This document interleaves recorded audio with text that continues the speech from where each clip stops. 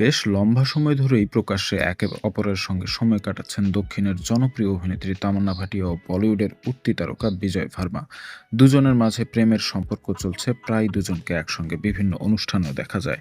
শুরুতে একাধিকবার দুজনের কাছে এই বিষয়ে জানতে চাওয়া হলেও দুজনেই নিজেদের সম্পর্কের বিষয়ে নীরব ছিলেন। তবে পরবর্তীতে সম্পর্কের বিষয়টি স্বীকার করেন দুজনেই। এখন আর কোনো লুকোচুরি নেই, প্রকাশ্যেই প্রেমের গল্প রচনা করে চলেছেন এই জুটি। প্রেম তো অনেক হলো, এবার কি তবে বিয়ের পালা? হ্যাঁ, বিয়ের কথা ভাবছেন তামান্না বিজয়। এমনটাই শোনা যাচ্ছে মুম্বাই নগরীর ছবি জঙ্গনে। নতুন বছরেই তাদের বিয়ের সানাই বাজবে বলে জোর গুঞ্জন রয়েছে।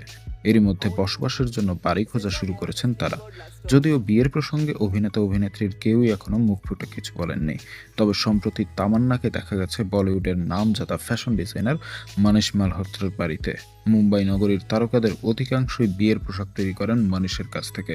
ধারণা করা হচ্ছে তামান্নাও সেই উদ্দেশ্যে মনীষের বাড়িতে গেছেন।